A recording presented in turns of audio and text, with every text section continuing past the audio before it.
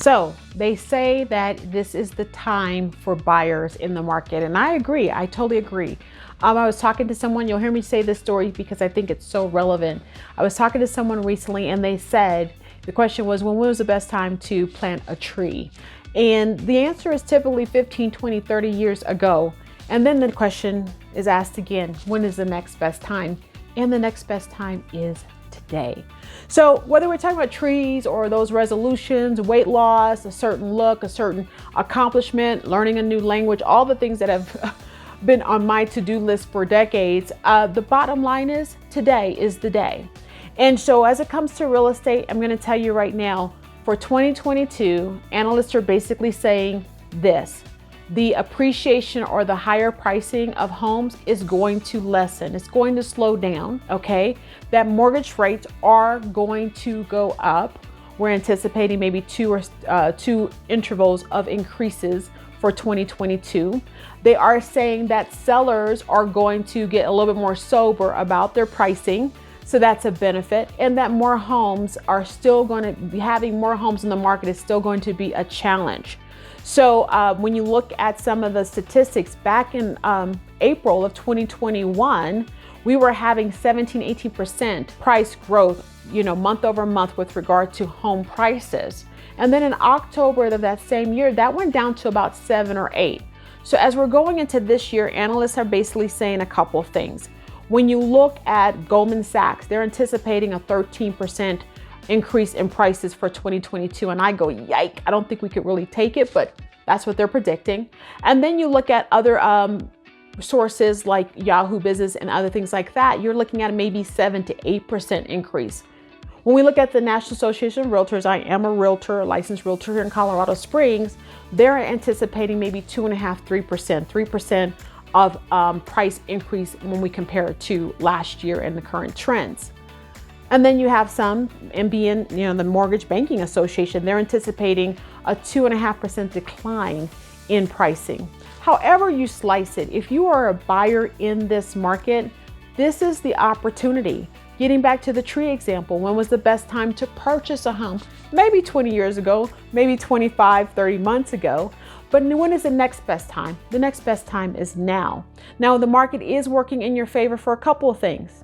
One, we're anticipating a few changes on the seller side, which may release some more inventory. And according to the National Association of Realtors, we basically are also looking at maybe some of the foreclosure inventory being released. As you know, the foreclosure forbearance has been lifted, will be lifted, and people will start to figure out if they can afford their homes. That amount of inventory will come on the market. Also, new construction inventory is anticipated.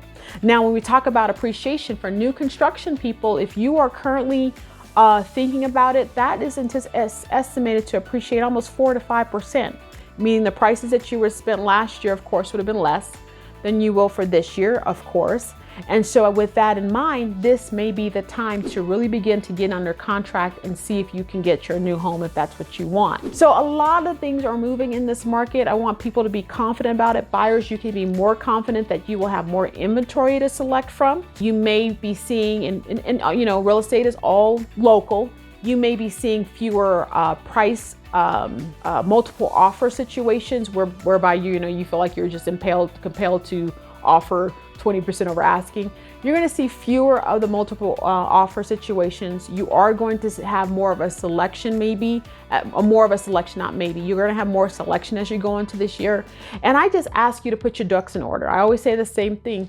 If you're coming on the market and your ideal situation was to put nothing down, even if you're VA, and that's a benefit of being a VA buyer, put your money aside and be able to bring something to the table. I think the trend of seller concessions will still be one of those sticky points. If you want a stronger deal, you're going to be trying to give the seller still what they want. But at the same time, I think that if you come in, or I know, if you come in with a little bit of cash in your pocket, talk to your lender. And I have a number of lenders that I truly, truly believe in. I truly believe they will not steer you wrong. And so just begin to talk to them and see, what do you have to do to position yourself to take advantage of this current market?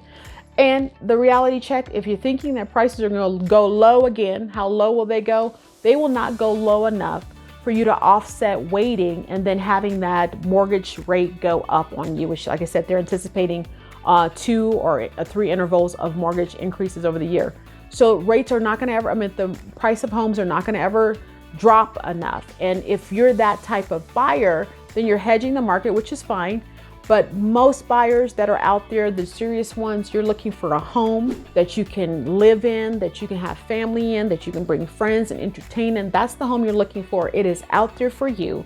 And as always, I'm here to serve. If I can do anything for you, help you in any kind of way, feel free to reach out to me. My name is Reatha Butler. I am broker owner of Ashley Garrett Residential Brokerage here in Colorado Springs specifically.